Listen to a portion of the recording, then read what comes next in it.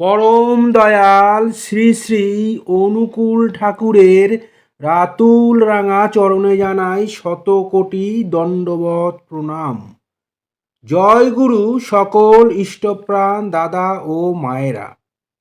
আশা করব ঠাকুরের কৃপায় আপনারা সকলে ভালো আছেন, সুস্থ আছেন। আমরা আজকে ইষ্ট প্রসঙ্গে আলোচনা করব কেন আমাদের ঠাকুরের সাথে যুক্ত হতে হবে। এই সামান্য কারণ আমরা অনেকেই কিন্তু জানি না।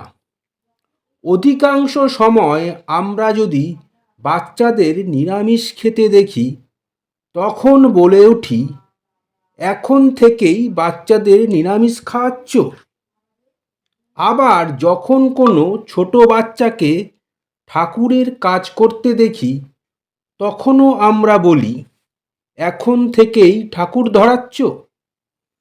কিন্তু বাস্তবে আমরা কত ভুল কথা বলি, কারণ আমাদের মধ্যে জ্ঞানের অভাব।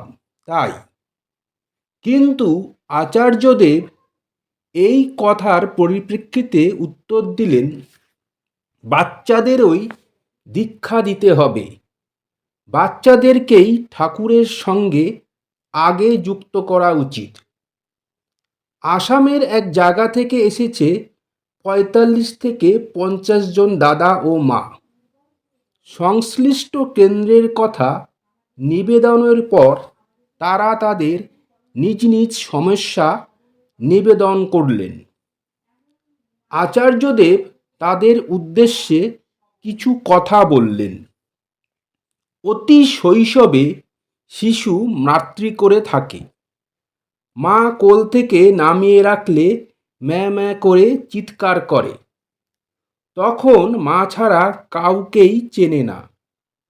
তারপর ক্রমে বাবা, দাদা এবং দিদিকে চিনতে শেখে। স্তনদুগ্ধ খেয়ে শরীর পুষ্ট হয়। ধীরে ধীরে শিশুটি বড় হয় এবং বৃহত্তর সমাজে গিয়ে পড়ে। শিক্ষা শুরু হয়। ভালো মন্দ সাদা কালো চিনতে শেখে। সমাজ যা শেখায় তাই শেখে। বাড়ি একটা শিক্ষালয়, আর একটা শিক্ষালয়, বিদ্যালয়, শিক্ষক, সহপাঠী ইত্যাদির সংসব থেকেও আমরা শিক্ষা নিয়ে থাকি। কিছু ছেলে মেয়েকে দেখি বিদ্যালয়ে এসে ভালো আচরণ করছে, পড়াশোনা ঠিকমতো করে ভালো গুণ অর্জন করছে। কিছু পকেটে ছেলে বাবার পকেট কেটে স্কুল পালিয়ে বন্ধুদের সাথে আড্ডা জমাচ্ছে, অসৎ সঙ্গে মিশে মদ খেয়ে বিড়ি সিগারেট খেয়ে সিনেমা দেখে সময় নষ্ট করছে। মনোযোগী ছাত্রছাত্রীরা শিক্ষা অর্জন করে যোগ্যতা বাড়াতে থাকে। কিছু গুণ বা যোগ্যতা থাকলেই কাজ খুঁজে নেওয়া যায়। ছাত্রজীবনে স্কুল কলেজে পড়ার এই সময়টা খুব গুরুত্বপূর্ণ। অভিভাবকরা একসময় যদি সচেতন হয়ে ছেলে মেয়েদের জীবনবৃদ্ধির আদর্শের সাথে যুক্ত করিয়ে দেন, সদ্দীক্ষার ব্যবস্থা করেন, ইষ্টমুখী চলায় উদ্বুদ্ধ করেন, এতে পরিবার ও সমাজ উভয়েরই মঙ্গল। পরিবারের সকলে একটা সময়ে একত্রে খেতে পারেন, সকলের মনের খবর পেতে পারেন। এই উদ্দেশ্যে হয়তো রাত্রে সকলে একত্রে আহার করলেন। নিজেরা ইষ্ট বা আদর্শের সাথে যুক্ত থেকে সকলকে ইষ্টের সাথে যুক্ত থাকতে প্রবুদ্ধ করতে হয়। আমরা চাই পরিবারের সকলে একত্রে থাকতে। এক্ষেত্রে সর্বোত্তম সূত্রধর হতে পারে সর্বপরিপূরণে আদর্শ। ঠাকুরকে ধরে আমি নিজের জীবনকে নিয়ন্ত্রিত করে পরিবারের সকলকে নিয়ে বাঁচা বাড়ার পথে চলতে পারি। আবার যে পরিবারের ছত্রছায়ায় বড় হলাম, উপার্জনশীল হয়ে সেই পরিবারের সকলকে ভুলে আত্মকেন্দ্রিক হয়ে পরিবার থেকে বিচ্ছিন্ন জীবনযাপন করতে পারি। দুটি পথই খোলা রয়েছে, একটি জীবন বৃদ্ধির পথ আর অন্যটি জীবনীয় স্রোতের বিপরীতমুখী পথ। বর্ধনার পথে এগিয়ে চলতে হলে প্রয়োজন ছোট বয়স থেকে শিশুকে মঙ্গলজনক কর্মের সাথে যুক্ত করা।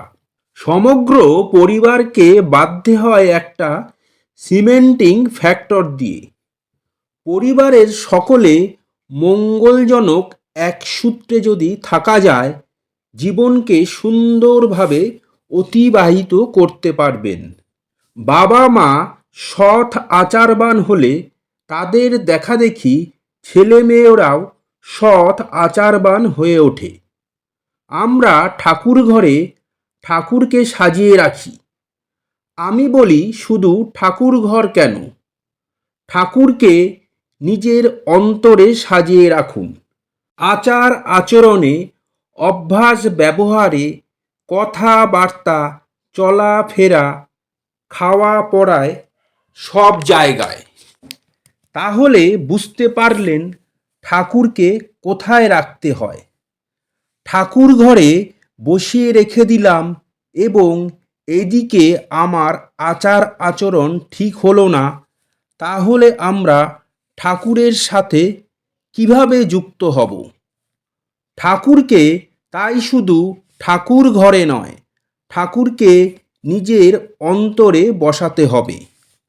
আমার আচার আচরণে, আমার অভ্যাস ব্যবহারে, আমার কথাবার্তায়, আমার চলাফেরায়, এমনকি আমার খাওয়া পড়ায়ও ঠাকুরকে সুন্দর করে সাজিয়ে রাখতে হবে। অবিবেকের বিকাশ হয় না।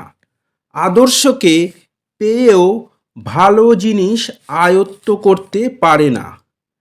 ঠাকুরকে উপর নিয়ে চলার পরে জীবনকে সমৃদ্ধ করতে পারছি না। আদর্শকে অবলম্বন করে যদি জীবনে সর্বাঙ্গীন সম্বর্ধনা না আসে, তাহলে কি হলো ঠাকুরকে ধরে? তার ছিটে ফোঁটাও তো আমার আয়ত্তে আসবে।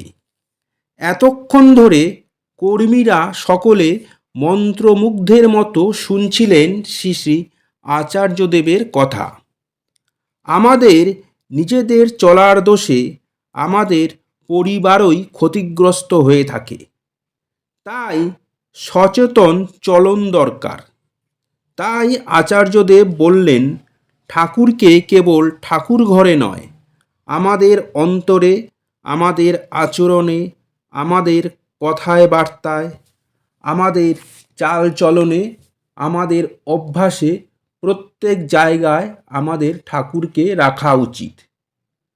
ঠাকুরকে অনুসরণ করা উচিত, নইলে আমাদেরকে দেখে কোনো মানুষ আসবে না, বা আমাদের দেখে আমাদের সন্তানেরা কি শিখবে? আমার আচার আচরণে যদি ঠাকুর প্রকাশিত না হয়, তাহলে আমার সব কিছুই ভুল।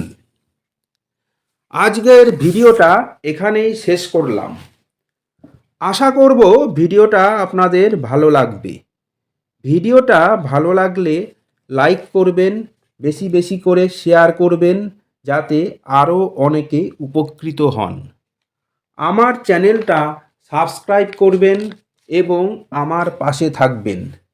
এরকম আরও অনেক অজানা ঠাকুরের তথ্য নিয়ে যাতে হাজির হতে পারি। সবাই ভালো থাকবেন, সুস্থ থাকবেন, আনন্দে থাকবেন। ঠাকুরের কাছে এই প্রার্থনা করি। ঠাকুর সদা সর্বদাই আপনাদের যেন ভালো রাখে। কালকে আবার অন্য ভিডিও নিয়ে হাজির হব। জয় গুরু। বন্দে পুরুষোত্তমম।